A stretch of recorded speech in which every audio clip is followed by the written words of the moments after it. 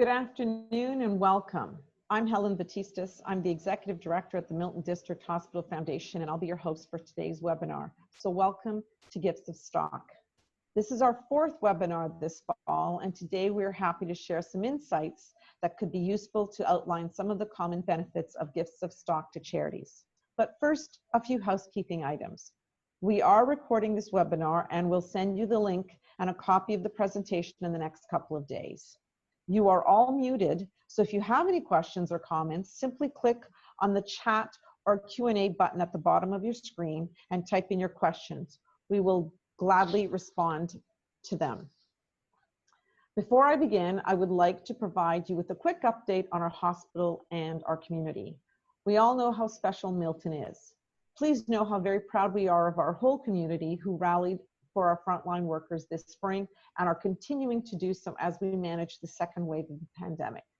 Please know how grateful our staff are for your kindness, generosity, and compassion. We also want to thank and acknowledge the many donors who stepped up with a financial donation to assist with the purchase of much needed equipment. We are all very grateful for your generosity. It may surprise you to know that virtually all new and replacement equipment required for our hospital is funded through donations.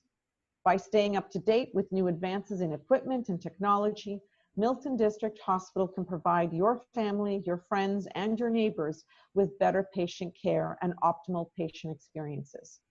Thank you for your support and for our ongoing needs. Now, on to today's session and our guest speaker. Will Mackay is an investment advisor and portfolio manager with CIBC Wood Gundy. His approach comes from an understanding that all economic and life situations are unique and that a personalized approach is essential to meeting each client's goals. As a certified financial planner and chartered investment manager, he builds upon the Hayes Mackay Group's philosophy of tailored solutions. Will is also licensed in options, insurance, and discretionary portfolio management. I'm delighted to welcome Will to our webinar this afternoon, and will now ask him to share with us some of his insights on making gifts of stock to charities. Will, over to you. Hello, Helen. Thank you very much. And thank you, everybody, for taking the time to join us today. Milton District Hospital Foundation is one of the cornerstones of the Milton area and has been a provider of care for a significant amount of time. I myself and my family personally have been able to enjoy the services of the Milton District Hospital Foundation. We began by having conversations with colleagues and friends that we knew in the Milton area who had always said to us, why are they going to put the hospital so far outside of town? It's not going to be there. And then you look at the growth that Milton has had over its time, and you can see the benefit of that community. It's now enveloped by the Milton community. My wife herself, when she was going through a life-saving appendix emergency surgery at the Milton District Hospital, she spent her recovery in the maternity ward. And the reason for that, at the time, there were no babies. We transitioned to that almost 20 years later, when our first daughter was born at the Milton Hospital, and that maternity ward was full. So we've been able to see the time from the hospital being on the outskirts of town to providing life-saving care to now multiple times our family has been able to provide great services by the Milton Hospital. And it's all through a lot of the generous donations of the community and the hard work of the Milton District Hospital Foundation and Board of Directors that has provided the great directive and drive to participate in those initiatives. I'm here today to talk about why would you give to the Milton District Hospital and what initiatives you can do that will support that in the most tax efficient way for yourself with the greatest benefit to the Milton District Hospital. We're going to talk here about some charitable initiatives that you can do to maximize those events.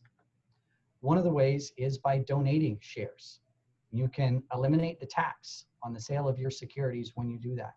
A big personal benefit, the charitable tax credits to you would be fully realized. You can donate some shares through some employee stock options. A lot of companies now are remunerating their employees with stock, but with that sale every year comes a forced tax bill to you. You have the ability to mitigate those taxes by taking some of those shares and donating them to the Milton District Hospital Foundation to offset some of that. And what you can do is you can donate depreciated securities in kind. This is relevant for us as we head into the end of the year for tax loss selling. We'll talk about that a little bit more and how you can mitigate some of your own personal taxations.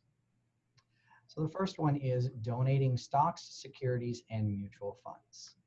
What you have here is you're donating an asset versus income. So what you're doing is instead of taking monies away from your cash flow, you're taking an asset that you already have and transferring it. Therefore, you're not impacting your cash flow by taking away from cash in hand or cash in the bank account. You have the ability to donate stocks and securities and mutual funds as the most tax efficient way to give charitably. And the reason for this is a donation of stocks, securities, or mutual funds, the capital gains tax does not apply. And this allows you to give more and avoid paying personal gains and taxes. This is extremely important when you're looking to mitigate your taxes and maximizing that donation. There is no limit on the amount that you can donate in a year. Milton District Hospital Foundation would be very very gracious of your maximum donation. However, for tax purposes, you can only generally claim a tax deduction up to 75% of your net income in that taxation year. This is important because it's important if you're going to want to bequeath a large amount, you're going to want to plan for that to be staggered over a multiple year program. The only difference is in your final year of your tax earnings year, if you had passed away, your estate has the ability to use that year and the previous year. I'll discuss that a little bit more in detail. One of the benefits, and we'll highlight here, is donating shares for charity. And we'll talk about where the dollars matter. So I'm going to use myself. I want to donate some shares that I had bought that were worth $20,000. They're now worth $100,000. And I would like to gift that $100,000 to the Milton District Hospital Foundation. You can assume this client has a marginal tax rate of 45%. And what we're going to talk about here is the value of the donation, the cost of the shares, what gain they're going to have to pay or have, tax that's going to be there, what is going to be the tax benefit on the gift that the client's going to get, and the next one is what's the net tax benefit. So if you look here and we donated cash, so if we sold those shares and wanted to donate the $100,000, we would sell those shares for $100,000. The cost is $20,000. Therefore, there will be a taxable gain of $80,000. At a 45% marginal tax rate, this will relate to a taxable $40,000 gain and an $18,000 final tax bill. Therefore, we'll still get the you would still gift the $100,000, but you're going to have to make up the additional $18,000 of your own money. So you'll still get the $45,000 tax credit on the $100,000, but the net tax benefit is $27,000. You have to add the $18,000 to round up. If you did the stock in kind, we would transfer that $100,000 stock. That cost of those shares is still $20,000 and the gain is still $80,000. However, you can transfer that gain to the hospital foundation and they can sell and dispose of those shares for you at no tax consequence to themselves, therefore sheltering that gain inside the foundation. And that will still generate a $45,000 tax credit benefit, but you'll see the net tax benefit is also $45,000. And the reason for that is you didn't have to make up the $18,000 difference. So this is a tax savings personally that you can take as $18,000. That's a net benefit to yourself just by sheltering those gains. If you're going to donate today, some of the things that you're going to want to consider are the current tax benefits. As we mentioned, are you in a gain or a loss? And that's important. Right now, we're heading into the end of the year. You can transfer those shares in either case with either a gain or a loss and send those over to the hospital foundation. You can still claim the loss if you transfer those shares in kind, and the foundation can take the burden of selling and disposing of those shares for you. So there's no cost for you if you were looking to do that. And that's an important consideration when you're looking to dispose of some things, mitigating some cost. And two, if you have a gain, you can transfer that gain over to the hospital foundation to maximize that donation and minimize your tax impact. You're going to want to look at the current economy that we're in right now. Why would you give now? We've seen some significant appreciation of shares over the last few months. We've had a robust recovery, and shares that were purchased in March would have a significant appreciation to them. So it's an opportunity for you to maximize some of those gifts right now while sheltering some of those gains for yourself. I want to talk about the time of the year. There's two things that we're going to want to consider. One, you can gift shares all year. It doesn't have to be at the end of the year, and it doesn't have to be because you're heading into the end of the year. You can make something a little bit more regular so that you can do it on your own choosing. And the reason we say that's important is because we're heading into tax loss selling, and there are certain industries that may be aggressively sold off more than others. And if you have a gain in some of those positions, you might want to utilize it now. We talk about financial planning and when we're doing it. Gifting is always extremely important. It's one of the top 5 questions that we ask. And the last thing is, what do you want to leave behind? And it's extremely important for some of our clients who have charitable initiatives that we build in strategies for them. One of our clients, we recently just had a in-depth planning session with them where we realized they were doing monthly contributions directly out of their bank account to their charity of choice. And what we have done is we have structured a payment for them where instead of gifting that monthly income directly out of their bank account, we are going to begin a stock gifting program for them where they are going to start gifting shares in kind. And as we explain to them, the benefits of it, where we can maximize the charitable donation for themselves and also maximize the amount that the charity receives, was extremely well received by them. You're going to want to look at what shares you're gifting in that planning session. If you have some shares that don't trade very often or are very thin, it might take a long time for them to be disposed of.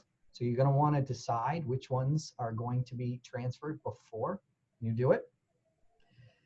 And then what we're going to want to talk about is how much of that disposable income can you do? Because if you have money that you are gifting on a regular basis, maybe you want to do a regular purchase of the stock or build in a regular purchase for yourself, and then you can gift that instead of gifting the cash.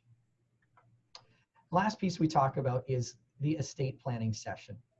And as we mentioned, what do you want to leave behind? This is really important, both for the charitable foundations that you would like to support and your executors or families who are going to be dealing with this.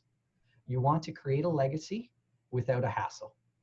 And this is really important. So to do this, you need to have some good planning set inside.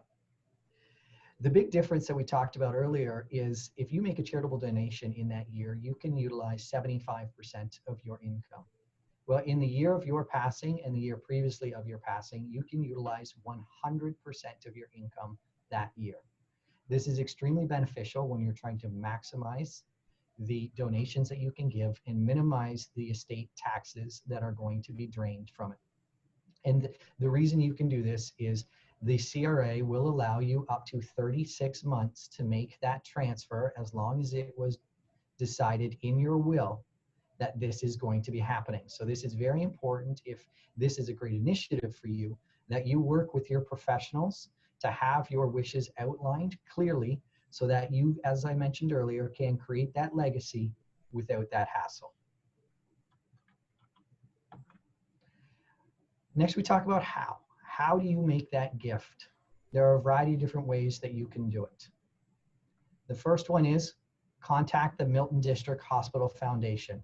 Make sure that they are aware of what you're attempting to do, whether it's now or later in life, so that they can know that this is coming and help you plan for any eventualities that would cause any difficulties for that donation to be made. It's extremely important for them to know that it's coming for planning, tax receipt purposes, and also the ease of the transaction, because what you want to be doing is making this as easy as possible. What we're also going to want to do is you're going to want to speak, excuse me, you can make it online, and that's through their cash donation portal. But if you're going to want to do it, you can also do it through your wealth management team. And this is important because we do this quite often, and we are very well suited to be able to assist all transitions with this, whether it's coming from any online discount or anything like this. You're going to want to speak with a professional who's going to be able to assist with that transaction. You're going to want to know that it typically takes 3 to 5 days to sell and settle those trades on the date that they are received, whether they're securities, mutual funds, and whether they're coming from a broker or financial institution. Some of these transactions can only happen manually, which means they can take much longer, sometimes in the weeks process. So you're going to want to provide instructions well in advance of the time that you're looking to make that donation.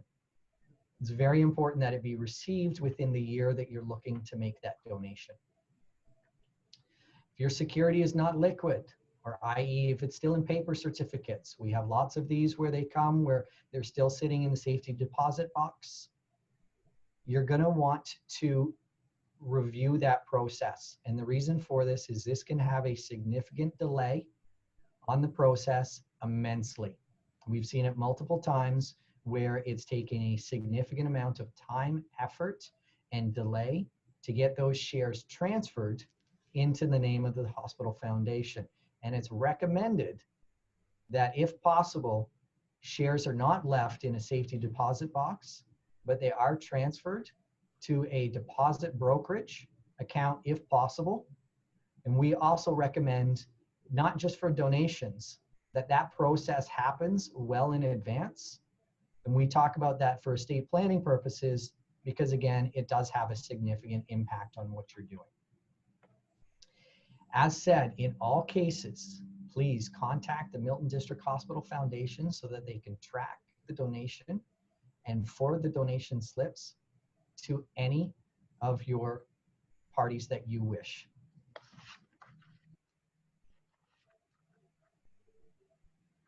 I'm going to stop there at this moment to see if there are any questions. I think there's a couple of questions. One of the questions is, my parents still have stock certificates. What do I do with them? Perfect. And that's, so we briefly touched on that. That's a great question. We get this quite often. What we would suggest is you work with a brokerage firm that can transition those paper certificates into electronically traded certificates. There's also a lot of times where you're going to have to deal with the transfer agents. These are very lengthy processes.